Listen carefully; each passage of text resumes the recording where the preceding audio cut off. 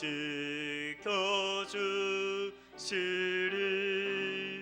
주 크신 사랑 믿는 자 그 반석 위에 서리라.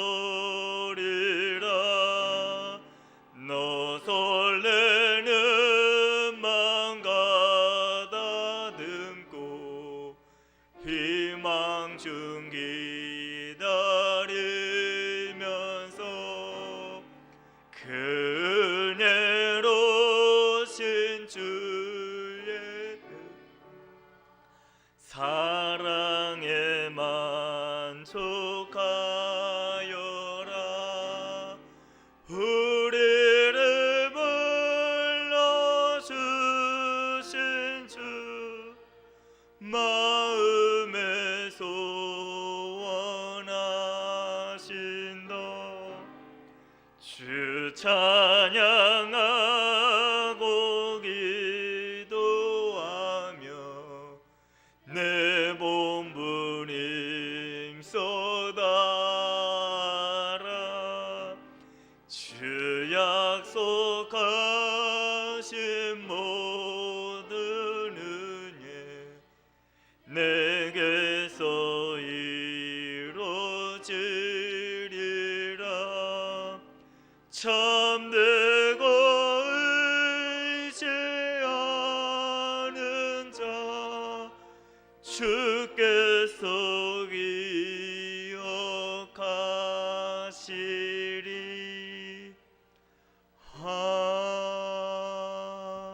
아멘.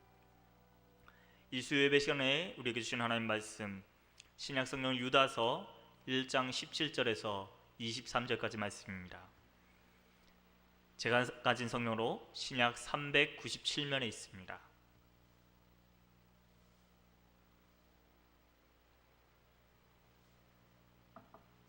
신약성경 유다서 1장 17절에서 23절까지 말씀, 저 여러분이 한 절씩 교독하시고 마지막 23절은 같이 읽겠습니다.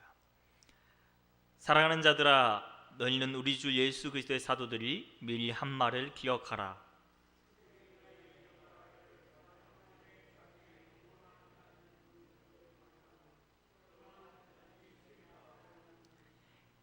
이 사람들은 분열을 일으키는 자며 육에 속한 자며 성령이 없는 자니라.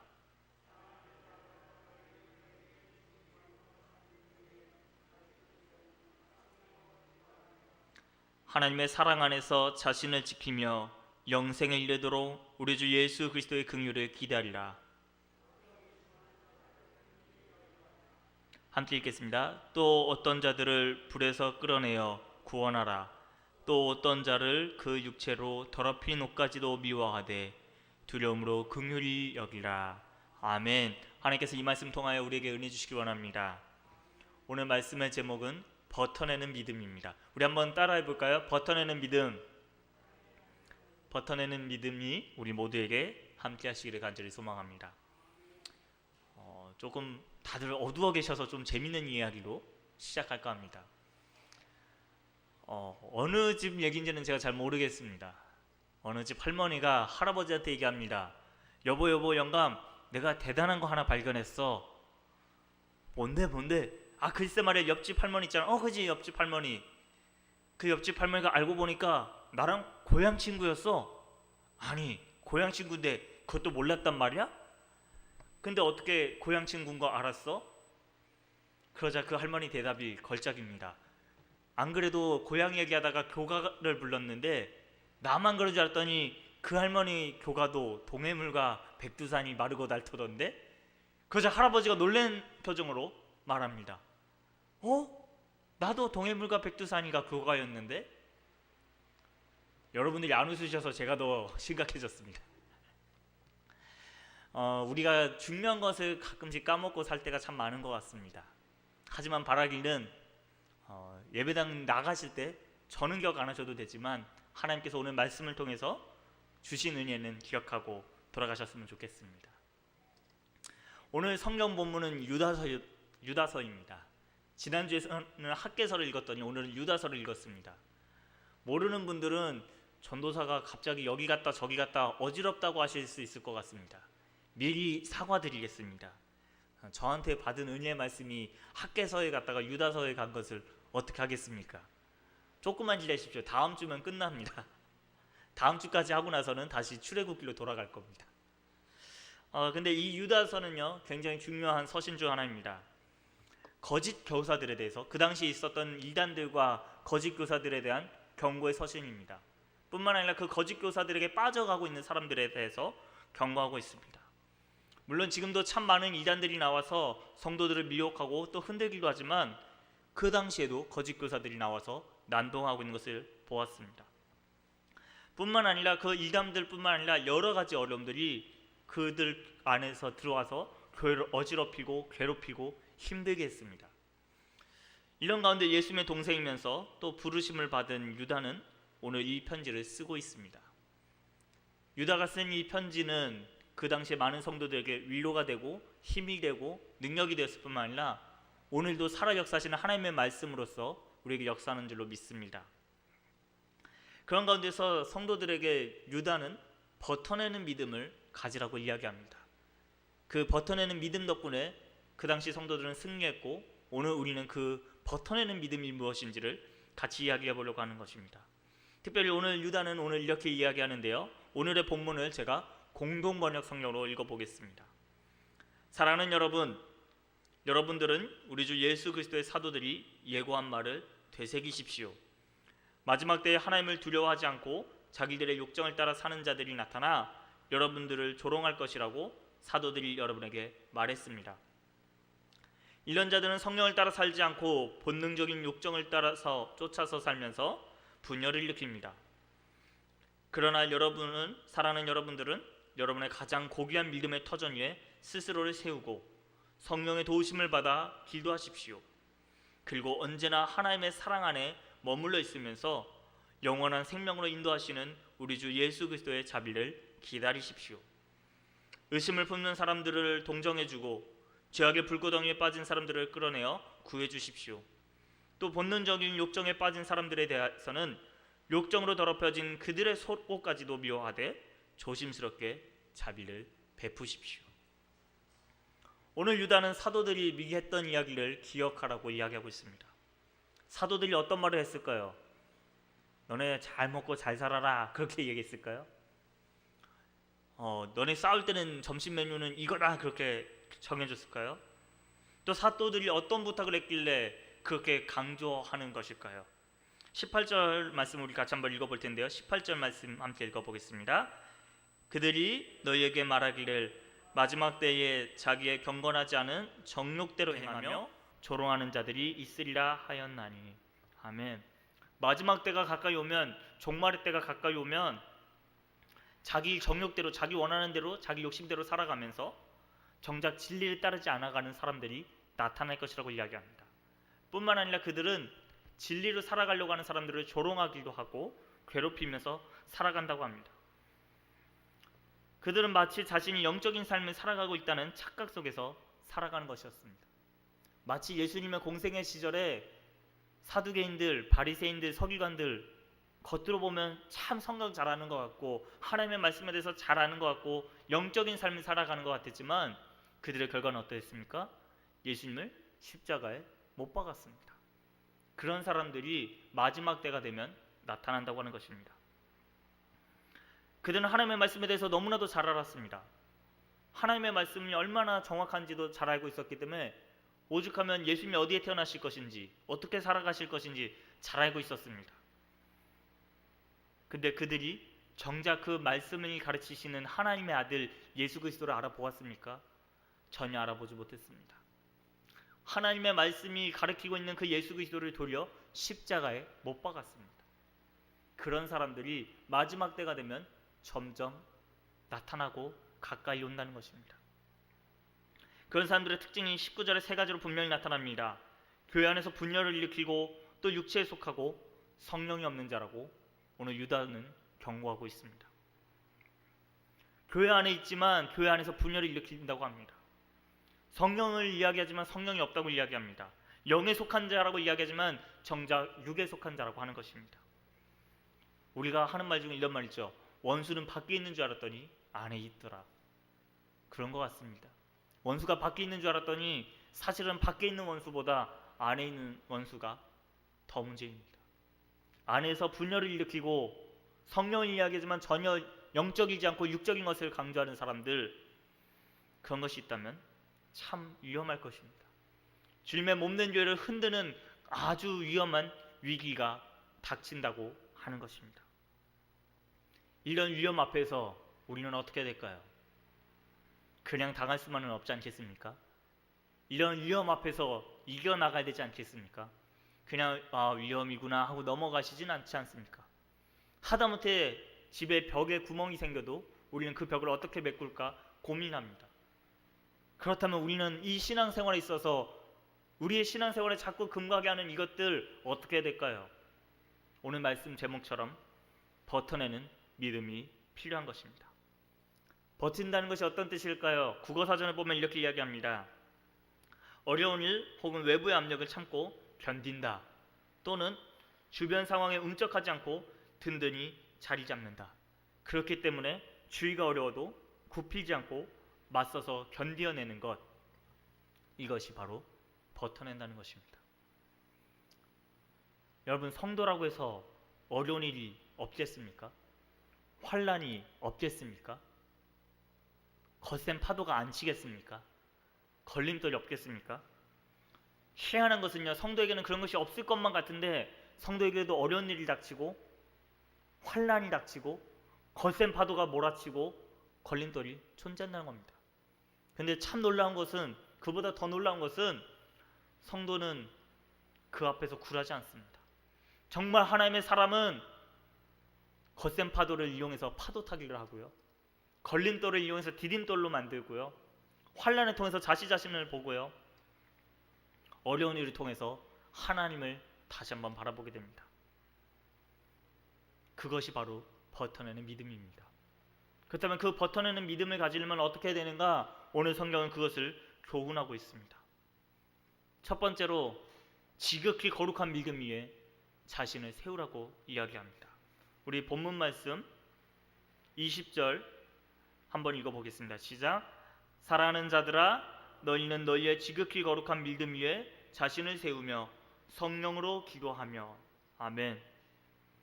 우리 모두는요, 집을 짓는 사람과 같습니다. 여러분들 잘 아실 겁니다. 수요예배 오시고 수요예배 드리시는 분들이니까 잘 아시겠지요. 어떤 집을 지을 거냐고 예수님 물어보시지 않았습니까? 모래 위에 집을 것인지 반석 위에 집을 지을 것인지. 생각해보면 인생은 모두 그 선택의 기도 속에서 결정하기 마련입니다. 오늘은 반석 위에 세울 것인지 아니면 모래 위에 세울 것인지 매일매일 고민하고 결단하면서 살아갑니다. 근데 어디 위에 세우라고요? 지극히 거룩한 믿음 위에 세우라고 하는 것입니다. 정말 우리가 짓고 있는 이 집이 어디 위에 짓고 있는지, 어디 위에 세워지고 있는지 오늘 분명히 보라고 성경은 경고하고 있습니다. 근데 참 희한한 것은요, 이단마다 물어보는 질문이 비슷비슷합니다. 다 물어보는 질문은 다르지만 사실 내용을 따져보면 똑같습니다. 도를 하십니까 하는 사람이든, 인상이 참 좋아 보인다고 하는 그런 사람이건, 구원받은 날이 언젠지 물어본다든지, 아니면 혹시 성경에 있는 그 수많은 약속들, 그 약속들을 다 알고 있는지 물어보지만 결론은 하나입니다. 당신의 믿음의 뿌리가 어디에 있느냐는 겁니다. 우리의 믿음의 뿌리가 어디에 있는지 물어보고 있는 겁니다. 근데 참 우리 마음이 그런 질문을 들으면 멈칫합니다. 당신은 구원받은 날을 기억하고 계십니까? 혹시 기억나는 분 계십니까? 물론 기억날 수도 있습니다. 기억나는 게 잘못된 건 아니지만 대부분의 사람은 기억이 잘 안 납니다. 그게 7월이었는지 8월이었는지도 잘 기억이 안 납니다. 그게 주일날이었는지 월요일이었는지도 기억 못 하겠습니다. 근데 그게 꼭 중요하다고 이야기합니다. 성경에 있는 여러 가지 약속들 참 귀합니다. 소중합니다. 알면 좋죠. 그런데 그거 모른다고 구원 못 받겠습니까, 우리가? 물론 성경에 있는 것을 창세기 1장 1절부터 요한계시록 끝에까지 다 외우시는 분이 있습니다. 근데 정작 그분한테 영생이 있는지 없는지가 그 성경을 전부 다 아는 것으로 결정되겠습니까? 아니라는 겁니다. 설령 성경 전체를 다 알고 내가 구원받은 날짜가 언제인지 정확하게 하다못해 분초까지 기억한다 할지라도 하나님의 구원이 없으면 말짱 도루묵입니다. 근데 내가 언제 구원받았는지도 모르겠고 성경에 있는 약속을 잘 모르겠지만 하나 확실한 거, 예수 그리스도께서 나를 위하여 죽으셨다, 그 사실을 기억한다면 그 사람은 구원을 받은 것입니다. 우리가 아버지와 아들을 한번 생각해 보십시오. 아들이 아버지의 생신도 알고 아버지 혈액형도 알고 아버지 좋아하시는 음식, 싫어하시는 음식 그거 알아서 아버지가 아들을 좋아합니까? 아니요. 그냥 아들이어서 좋아하는 겁니다. 제가 애를 키워본 적이 없지만 제 친구 중에 벌써 애 낳아서 키우는 친구 보면 사진이 온통 다 자기 아기 사진입니다. 그래서 제가 아기 사진 말고 좀 딴 거 올릴 거 없냐고 했더니 친구가 한마디 하더라고요. 너도 아빠 돼봐 임마. 저는 아직도 모르겠습니다. 하지만 확실한 건 그 친구 눈에는 애기밖에 안 보이는 것 같습니다. 근데 그 친구 애기가 그 친구에게 뭐 해준 거 있겠습니까? 아빠 이거 쓰세요 하고 용돈 지어주겠습니까? 아빠 이거 드셔보세요 하고 맛있는 거 해주겠습니까? 아니요. 도리어 손만 더 갈 뿐입니다. 기저귀 갈아달라고 울어제끼고 밥 달라고 울어제끼고 저 같으면 승가시에서 그 애기 어떻게 보지 싶을 텐데 그 친구는 그 애기만 보면 모든 피로가 사라진다고 합니다. 그 아기 생각만 하면 당장이라도 순간 이동을 해서라도 가고 싶답니다. 저는 도저히 이해할 수가 없습니다. 그 아기가 그 친구한테 해준 게 하나도 없거든요. 제가 봤을 땐 집만 되는 것 같은데 그 친구는 그 아기만 보기만 해도 좋다고 하는 겁니다.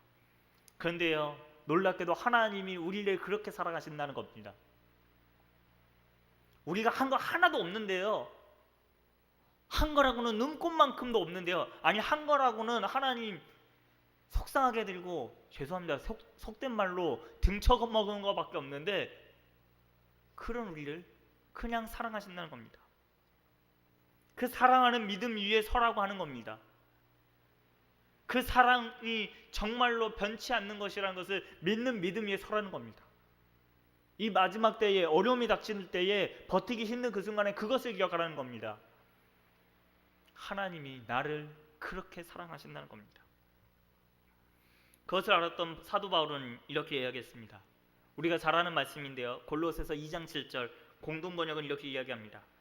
여러분은 그리스도에 대한 믿음의 뿌리를 받고 그 터 위에 굳건히 서서 가르침을 받은 대로 믿음을 더욱 견고히 하여 넘치는 감사를 하나님께 드리십시오. 우리가 놓치지 말아야 될 건 하나님이 나를 이렇게 사랑하신다 라고 하는 그 믿음 위에, 그 거룩한 믿음 위에 나 자신을 세우라는 겁니다. 이 세우려고 하는 욕심은 세상 사람도 마찬가지입니다. 그것을 세워보고 싶어서 자기의 명예를 집어넣습니다. 영광을 집어넣습니다. 부를 집어넣습니다. 아무리 채워봐도 하나님의 영역 외에는 채울 수 있는 것이 없습니다. 아무리 쌓으려고 하지만 그것은 반성이 아니라 모래에 불과한 것입니다. 물론 모래로 높이 쌓으면 높이는 올라가겠지만 결국 다 헛수고입니다. 우리는 과연 우리의 믿음 위에 우리를 어디에 세우고 있는가? 그 지극히 거룩한 믿음 위에 세워야 한다는 것입니다. 우리 신앙의 시작을 다시 한번 기억해 봐야 됩니다. 처음에는 어떤 현상을 보고 사랑했을지도 모르겠습니다. 내 친구가, 내 가족이 아팠는데 하나님이 고쳐주셨어요. 참 귀한 기적입니다. 물론 그렇게 시작할 수도 있습니다. 나한테 돈이 필요했는데 그 돈을 하나님이 채워주셨어요. 그것도 참 훌륭한 일입니다. 하지만 그것보다 더 중요한 것은 하나님을 신뢰하는 믿음입니다. 나를 죽기까지 사랑하신 그 하나님을 신뢰하는 믿음이 중요한 것입니다. 우리가 이 버텨내는 믿음이라고 하는 나무가 잘 자라기 위해서는 뿌리가 중요합니다. 그 뿌리는 다름 아니라 배우고 확신한 일에 거하며 말씀에 근거한 사랑 신앙입니다. 무엇입니까? 나는 한 것 하나도 없지만, 내가 내세울 공로 하나도 없지만, 내가 의지할 것 하나도 없지만 예수님이, 하나님이, 성령님이 나를 그렇게 사랑하시더라. 그 사랑을 알았던 시인은 이렇게 노래하였습니다. 여러분들 잘 아시는 노래지요. 예수 사랑하심은 거룩하신 말일세. 우리들은 약하나 예수 권세 많도다. 그 다음에 어떻게 해요? 날 사랑하심 날 사랑하심 성경에 써있네. 이것이 우리의 고백 아닐까요? 이것이 우리의 고백이라면 함께 찬송가 563장으로 함께 찬양해 봤으면 좋겠습니다.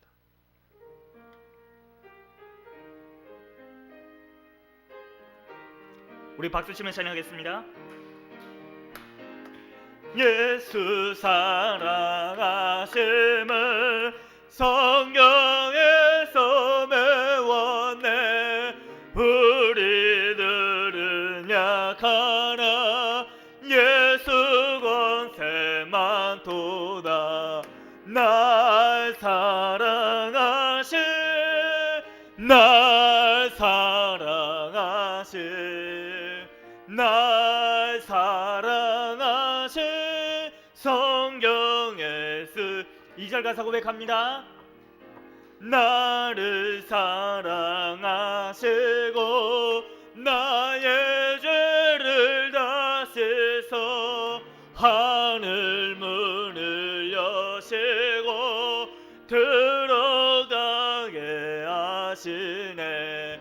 날 사랑하신 날 사랑하신 날 사랑하신 성경 3절입니다.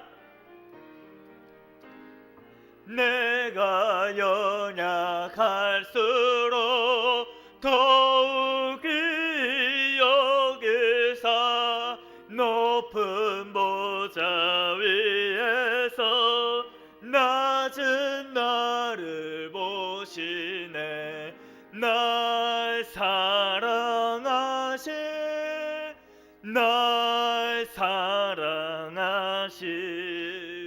날 사랑하신 성경에 4절로 고백할까요? 세상 사는 동안에 나와 함께 하시고 세상 떠나가는 날 천국 가게 하소서. 날 사랑하신 날 사랑하신 날 사랑하신 성경에 우리 목소리만 한번 찬양해볼까요? 날 사랑하신 날 사랑하신 날 사랑하신 날 사랑하신 날 사랑하신 성경에 쓰였네. 아멘. 이것이 우리의 고백인 줄로 믿습니다. 그렇게 우리는 거룩한 믿음의 뿌리를 내려야 합니다. 그 위에 자신을 세워 나가야 합니다. 그러다 보면 이 나무가 잘 자라도록 튼튼하게 기둥이 필요합니다. 그 기둥에 대해서 오늘 이렇게 이야기하는데요. 바로 두 번째, 성령으로 기도하는 것입니다. 우리 아까 읽었지만 다시 한번 20절 말씀 한번 더 읽어보겠습니다. 시작. 사랑하는 자들아, 너희는 너희의 지극히 거룩한 믿음 위에 자신을 세우며 성령으로 기도하며 하나님의 사랑 안에서 자신을 지키며 영생에 이르도록 우리 주 예수 그리스도의 긍휼을 기다리라. 아멘. 기도가 중요하다는 것은 두말하면 잔소리입니다. 아마 제가 기도 중요합니다라고 이야기하면 죄송합니다. 여기 계신 분 거의 98% 이상은 또 그 얘기겠구나 싶으실 겁니다. 그래서 그건 굳이 얘기는 안 하겠습니다. 근데 성령으로 기도하라고 하는 것은 무엇인지 우리가 좀 알아봐야 되지 않겠습니까? 성령으로 기도하라고 해서 은사주의자들처럼 은사 받고 기도해야만 한다라고만 하는 것은 아닙니다. 어떤 좀 극단적인 집단에서는 방언을 못하면 구원을 못 받는다고까지 가르칩니다. 전혀 그것은 사실과 관련이 없습니다. 방언은 그냥 성령의 은사 중에 하나일 뿐이지 그것이 전부는 아닙니다. 그렇다면 우리가 성령으로 기도하라고 하는 것은 무엇이냐? 알기 위해서는 성령도 알고 기도도 알아야 합니다. 성령께서는 우리의 연약함을 아시는 분이십니다. 그래서 우리가 기도할 바도 알지 못하는 그 모습을 알고 계십니다. 너무나도 연약해서 내가 아픈지도 모르고 있다는 것을 성령께서는 알고 계십니다. 여러분, 의사가 치료하기 제일 쉬운 환자가 어떤 환자인 줄 아십니까? 그 환자의 모든 것을 의사가 잘 할 수 있을 거라고 믿는 사람이 빨리 병이 낫는다고 합니다.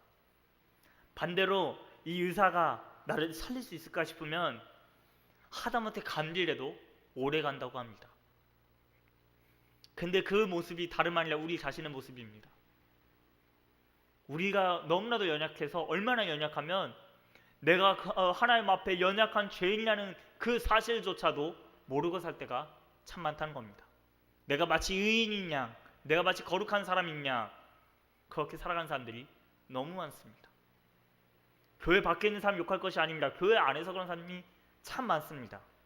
내가 그래도 직분자인데, 내가 그래도 신앙생활 몇 년 동안 했는데, 참 중요하고 참 훌륭한 일이지만 저번에 정영태 목사님 말씀 표현을 빌리자면 뼈다귀만 있는 신앙입니다. 어떤 사람들 그렇게 얘기합니다. 내가 그래도 성경에 대해서 많이 안다. 창세기부터 요한계시록까지 궁금한 거 있으면 물어봐라. 내가 다 답해주겠다. 그 지식이 많은 거 참 훌륭합니다. 때로는 제가 그런 분들한테 가서 좀 배우고 싶습니다. 하지만 중요한 것은 지식이 중요한 게 아니라는 겁니다.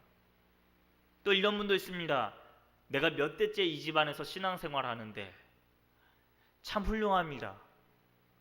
신앙을 3대, 5대 이상 넘어가는 분들 보면 제가 신앙 절집안에서 3대째인데 부럽습니다. 어떻게 5대째 신앙이 넘어가지? 3대째로 내려오는 저도 불안불안한데 와 싶습니다. 근데요, 정말 중요한 것은 우리가 연약하다는 것을 모른다는 겁니다. 우리가 하나님 앞에 죄인이라는 것을 모른다는 것입니다. 우리가 잘 알고 있는 야곱, 그가 형 에서를 피해서 그 죽음의 칼을 피해서 도망가던 그곳에서, 그곳 루스 땅에서 하나님을 만나서 베델로 이름을 바꿉니다. 그 전에 그가 하나님을 몰랐을까요? 그만큼 하나님을 아는 사람은 없었을 겁니다. 아버지가 이삭입니다. 이삭은 야곱에게 할아버지가 되는 아브라함이 제물로 바치려던 그 이삭입니다. 다른 이삭이 없습니다. 그렇다면 얼마나 아버지가 귀에 딱지가 않도록 얘기했겠습니까? 얘야, 니네 할아버지가 나를 제물로 바칠 뻔했단다. 제가 봤을 때는 툭 하면 얘기했을 겁니다. 또한 동시에 할아버지가 아브라함입니다. 얼마나 할아버지한테, 아버지에게, 하다못해 아버지가 어머니 리브가를 만났던 그 이야기를 했지 않겠습니까? 그런데요, 야곱은 그 자리에서 하나님을 만났다고 이야기합니다. 그것을 알려주시는 분이 바로 성령님이시라는 것입니다. 그냥 전에 들어서 아는 하나님이 아니라, 설교자의 설교를 통해서 만나는 하나님이 아니라, 내가 아는 지식 속의 하나님이 아니라 나와 하나님이 1대1로 만나게 하게끔 해주시는 분이 성령님이시라는 것입니다. 내 자신이 어떠한 상태이고 내가 죄인이라는 그 상태를 정갈하게 드러내 보여주실 뿐만 아니라 나에게 하나님이 필요하다는 것을 알려주시는 분이 바로 성령님이시라는 것입니다. 그런 성령님을 만나면 자연스럽게 나올 수밖에 없는 반응이 하나 있습니다. 그것이 바로 기도입니다. 그 성령님의 능력 앞에 무릎을 꿇는 것입니다. 그 성령님의 위엄 앞에 내 온 마음과 정성을 다해서 기도하는 것입니다. 다른 말로는 예배한다고도 표현할 수 있을 것입니다. 이 성령이 어떤 분이십니까? 영이실 뿐만 아니라 모든 것을 통달하신다고 합니다. 심지어는 하나님의 속에 가장 깊은 것까지 알고 계신다고 이야기합니다. 하나님의 가장 깊은 것까지도 아시는 분이신 만큼 내 속에 가장 더럽고 추악한 그 연약한 모습까지도 다 알고 계시는 분이 성령님이시라는 것입니다. 그런데 그 성령님 앞에서 우리가 내가 내 인생 좀 아는데요 할 수 있겠습니까? 내가 내 갈 길을 잘 안다고 자부할 수 있겠습니까? 아니요, 전혀 그럴 수 없습니다. 우리의 의지로는 전혀 할 수 있는 거 아무것도 없고 나는 갈 길 모르지만 하나님 따라 갑니다 하고 고백하지 않을 수 없습니다.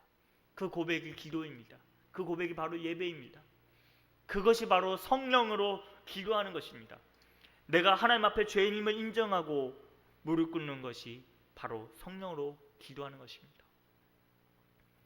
앞서도 말씀드렸다시피 환자가 빨리 낫기 위해서는 의사 선생님을 전적으로 믿어야 합니다. 내가 한 번도 가보지 못한 그 여행길을 가기 위해서는 그곳을 잘 아는 안내자의 말을 믿고 따라야 합니다. 혹시나 내가 갖고 있는 편견, 혹시나 갖고 있는 의심, 하다못해 고정관념까지도 모두 버려버리고 그분을 믿고 한 걸음 한 걸음 따라가는 겁니다. 설령 내가 생각했을 때는 그 길이 죽으러 가는 길 같지만 그럴지라도 한 걸음 한 걸음 내딛는 것이 성령으로 기도하는 것입니다. 가장 신앙생활하기 어려운 신앙이 다름 아닌 모태신앙이라고 하지 않습니까? 누구는 어머니 뱃속에서부터 신앙생활에서 좋겠다, 넌 모태신앙이라서 참 좋겠다 그렇게 얘기하면 나 그래서 모태신앙이야 라고 이야기하는 사람이 얼마나 많은지 모르겠습니다. 근데 그것이 아니라 한 걸음 한 걸음씩 하나님의 손을 붙잡고 그 한 걸음 뒤에는 어떻게 나아갈지 모르는 그 상황 속에서 성령으로 기도하는 것이 바로 버텨내는 믿음이라는 것입니다. 이렇게 기도하던 사람들은 이렇게 노래를 지어서 불렀다고 합니다. 우리 화면에 있는 가사인데요. 나는 갈 길 모르니 주여 인도하소서. 어디 가야 좋을지 나를 인도하소서. 어디 가야 좋을지 나를 인도하소서. 다름 아닌 찬송가 375장의 고백입니다. 이 고백으로 우리 함께 찬양 올려드리겠습니다.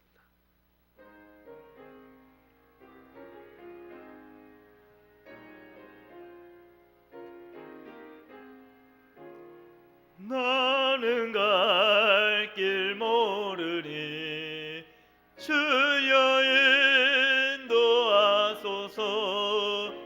어디 가야 좋을지 나를 인도하소서.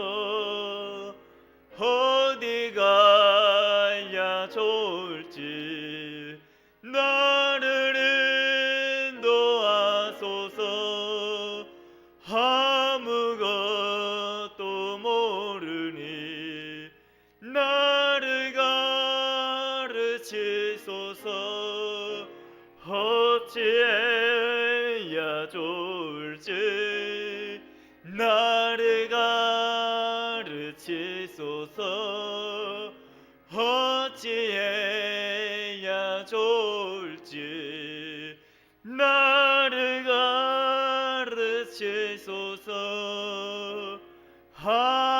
아이같이 어리니 나를 도와주소서.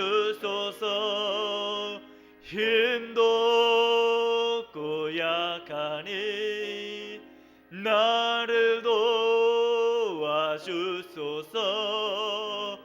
힘도 없고 약하니 나를 도와주소서. 마음심이 슬프니 나를 위로하소서. 의지 없이 다니니 나를 위로하소서.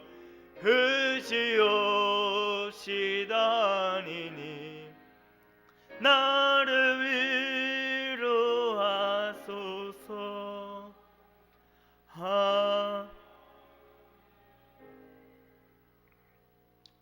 그렇습니다. 나는 갈 길 모르니 주여 인도하소서. 이것이 버텨내는 믿음으로, 그 버텨내는 믿음을 가지고 성령으로 기도하는 것입니다. 이러한 기도는 열매를 맺게 됩니다. 어떤 열매일까요? 혹시 여기 계신 분들은 어떤 열매를 좋아하십니까? 사과 열매 좋아하시는 분 계십니까? 배 열매 좋아하시는 분 계십니까? 우리가 먹는 사과와 배처럼 참 달콤하고 맛있는 열매가 기다리고 있습니다. 우리 아까도 한 번 더 읽었지만 21절 말씀 같이 한번 읽어보겠습니다. 하나님의 사랑 안에서 자신을 지키며 영생에 이르도록 우리 주 예수 그리스도의 긍휼을 기다리라. 아멘. 바로 하나님의 사랑 안에서 자신을 지켜내는 것입니다. 여러 어려움들이 닥치지만 그런 어려움들 속에서도 자신을 지켜나간다라고 하는 것입니다. 알고 보면요, 사단 마귀는 고소하는 자입니다.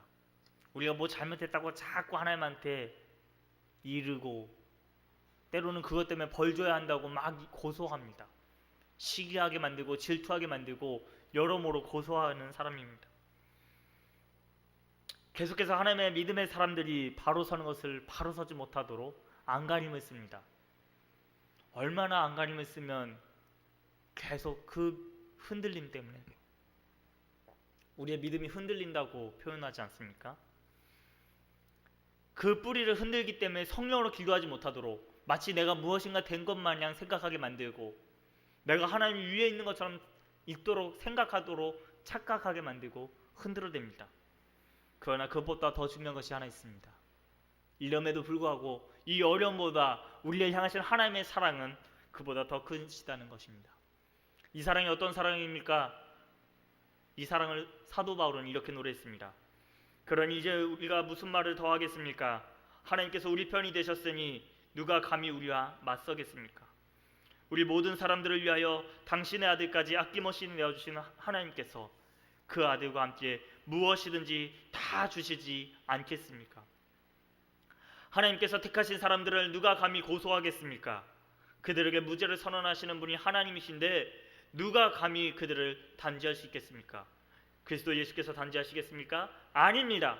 그분은 우리를 위해서 돌아가셨을 뿐만 아니라 다시 살아나셔서 하나님 오른편에 앉아 우리를 위하여 대신 간구해 주시는 분이십니다.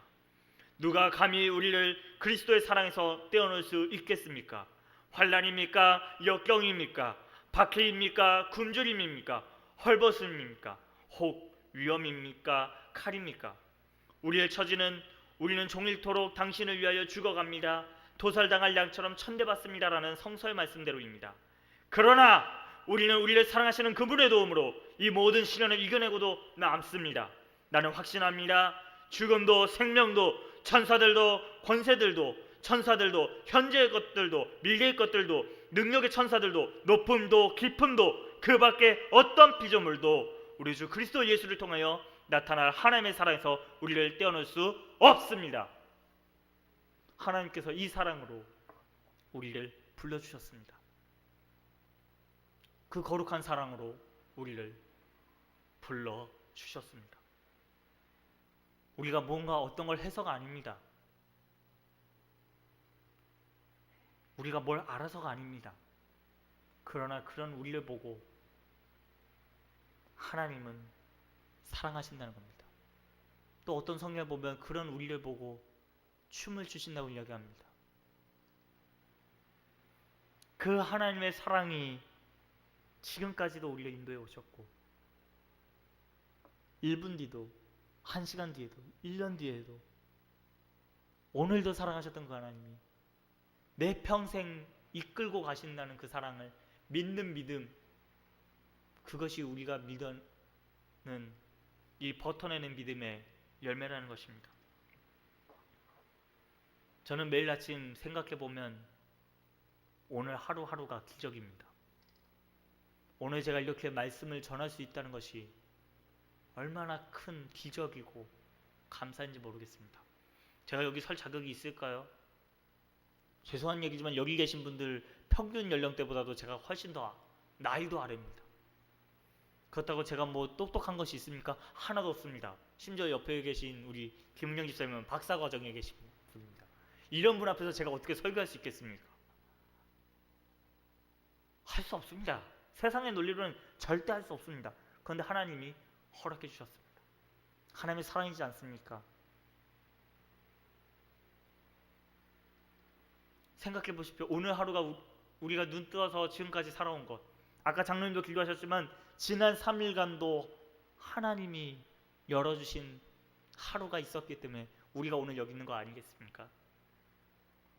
이러한 것은 작은 모습들이지만 분명한 것은 기적입니다. 근데 우리에게 이런 기적이 어떻게 일어날 수 있었을까요? 우리가 뭘 잘해서일까요? 우리가 뭘 잘 알아서일까요?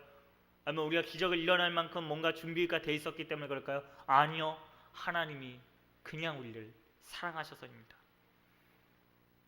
그 하나님의 사랑 안에 우리가 있는 그대로 나아가는 것, 그것이 버텨내는 믿음이 가지는 열매입니다. 여러분들이 잘 아는 탕자의 비유에 보면 탕자의 모습을 상상해 보십시오. 그 탕자가 아버지께 뭐 잘한 것 있습니까? 우리가 속된 말로 이야기하면 아버지의 유산을 달라고 이야기하는 것은 아버지 돌아가시라고 하는 얘기나 다름없습니다. 그런 모욕적인 말을 아버지한테까지 한 아들입니다.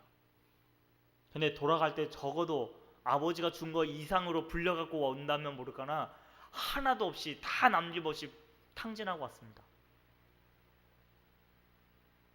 누가 그 집 아들이라고 생각이나 할까 싶을 정도로 초라한 모습입니다.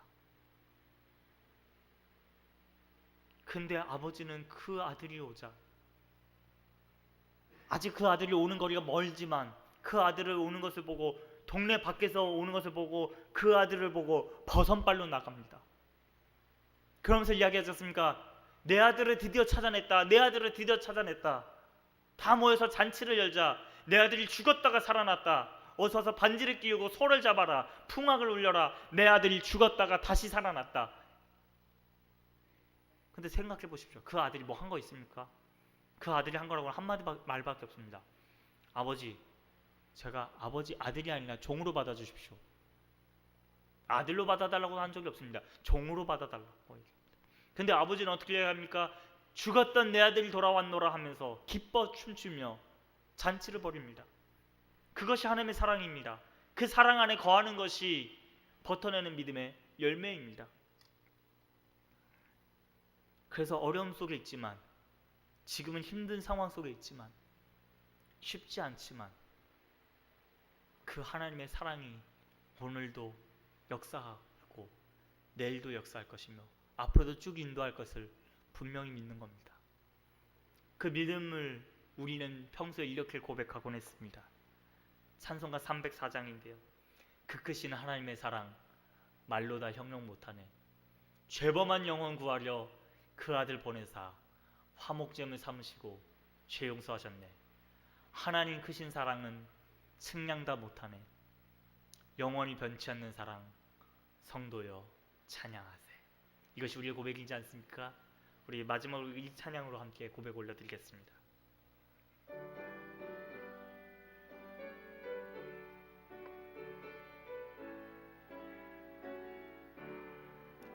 그 크신 하나님의 사랑 말로 다 형용 못하네. 저 높고 높은 별을 넘어 이 낮고 낮은 땅 위에 죄범한 영혼 구하려 그 아들 보내사 화목제물 삼으시고 죄 용서하셨네. 하나님 크신 사랑은 측량 다 못하네. 영원히 면치 않는 사랑 성도여 찬양하세.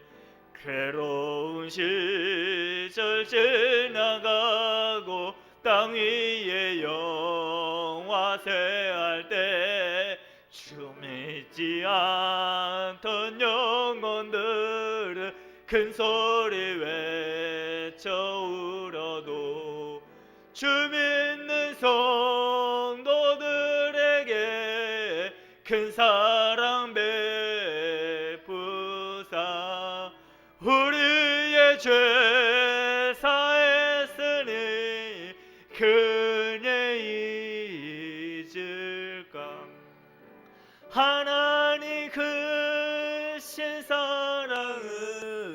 증량다 못하네. 영원히 변치 않는 사랑 성도여 찬양하세. 하늘을 두루마리 삼고 바다를 먹물 삼아도 한없는 하나님의 사랑 닿기로 갈 수 없겠네. 하나님의 크신 사랑 그 어찌 닿았을까. 저 하늘 높이 쌓아도 채우지 못하리. 하나님 크신 사랑을 증량다 못하네. 영원히 면치 않는 사랑 성도여 찬양하세. 아멘. 그 사랑이 우리를 향한 사랑인 줄로 믿습니다. 근데요, 세상은 우리를 버텨내지 못하게 만들 겁니다. 우리의 믿음의 뿌리를 흔들고 마치 우리가 자신이 강한 것처럼 착각하게 만들기도 합니다. 가장 귀한 하나님의 사랑을 잊어버리게도 만듭니다. 하지만 여러분, 깨어서 잘 버텨내야 합니다. 그렇게 오늘 유다는 우리에게 이렇게 이야기합니다. 영생에 이르도록 우리 주 예수 그리스도의 긍휼을 기다리라. 어떤 일이 되었든 좋은 일이 되었든 나쁜 일이 되었든 기다리는 것은 참 쉽지 않습니다. 이미 결정된 것이라 해도 사실 쉽지는 않습니다. 나무가 잘 자라나도록 인내하는 일 참 쉽지 않습니다. 하지만 그런 버팀 속에서 나무는 뿌리를 깊이 내리고 기둥을 세우고 그 기둥 위에 가지를 뻗고 잎을 내고 열매를 맺습니다. 이러한 버팀 속에서 하나님께서는 성도들에게 영생을 허락하신다고 약속하셨습니다. 우리는 이 영생이 있다는 것을 분명히 믿는 사람들입니다. 마지막에 어떻게 될지 분명히 알고 있는 사람들입니다. 그렇기 때문에 버텨낼 수 있습니다. 다 이겨놓고 하는 싸움인 것 분명히 알고 믿기 때문에 우리는 이겨낼 수 있습니다. 우리가 예수님을 만날 곳이 어디인지 또 만날 때가 언제일지는 잘 모르지만 하나 확실한 건 그 예수님께서 우리에게 사랑한다 아들아, 사랑한다 딸아 약속해 주실 것입니다. 그 영생의 기쁨을 누리는 사람들이 바로 우리 믿음의 사람들입니다. 사랑하는 성도 여러분, 우리 주님께서 잘하였다 칭찬하며 우리를 맞아주실 때까지 잘 버텨냅시다. 그렇게 주님을 다시 만날 날이 언제일지 또 어디에서 어떻게 만날지 모르겠지만 우리가 잘 끼어서 잘 버텨내면 분명히 하나님께서 상 주실 것입니다. 물론 지금 코로나 상황으로 여러 가지 어려운 상황으로 있지만 잘 버텨냈으면 좋겠습니다. 그 더불어서 부탁을 드린다면 우리 모두가 참 힘든 시기를 보내고 있습니다. 교역자나 성도나 구별 없이 모두가 어려운 시간을 보내고 있습니다. 바라기는 우리가 잘 버텨내서 정말 하나님 앞에 잘하였다 칭찬받는 우리 모두가 되기를, 그렇게 열매 맺는 귀한 교회가 되기를 소망합니다. 함께 기도하겠습니다. 사랑하는 아버지 하나님, 우리에게 어려운 시간을 허락해 주셨음을 고백합니다. 우리의 능력으로는 할 수 없음도 고백합니다. 하지만 이런 가운데서도 버텨내는 믿음을 허락하여 주시옵소서. 마지막 때가 다가와서 우리의 믿음을 흔들리게 하는 사람들이 많지만, 그런 유혹들도 많지만 끝까지 잘 버텨내서 이겨내는 우리 모두가 될 수 있도록 은총 베풀어 주시옵소서. 그 어떤 순간에도 예수 그리스도께서 나를 사랑하신 것을 기억하며 그 사랑 안에 믿음을 세우고 또 성령으로 기도하며 거룩한 영생을 기다리는 그러한 믿음의 권속들 될 수 있도록 은혜 내려 주시옵소서. 예수 그리스도 이름으로 기도합니다. 아멘. 우리 다 함께 찬송가 176장으로 하나님 찬송하겠습니다.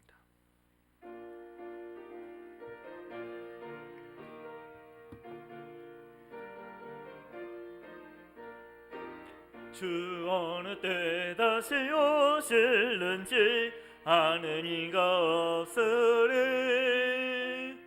등 밝히고 너는 깨어있어 주를 반겨 맞으라. 주 안에서 우리 몸과 마음이 깨끗하게 되어서 주 예수님 다시 오실 때에 모두 기쁨으로 맞으라. 주 오늘에 다시 오신다면 부끄러움 없을까? 잘하였다 주님 칭찬하며 우리 맞아주실까? 주 안에서 우리 몸과 마음이 깨끗하게 되어서 주 예수님 다시 오실 때에 모두 기쁨으로 맞으라. 주 예수님 맡겨주신 일에 모두 충성 다했나. 내 맘속에 확신 넘칠 때에 영원한 신 얻겠네. 주 안에서 우리 몸과 마음이 깨끗하게 되어서 주 예수님 다시 오실 때에 모두 기쁨으로 맞으라. 주 예수님 언제 오실는지 한밤에나 낮에나 늘 깨어서 주님 맞는 성도 주의 영광 보겠네. 주 안에서 우리 몸과 마음이 깨끗하게 되어서 주 예수님 다시 오실 때에 모두 기쁨으로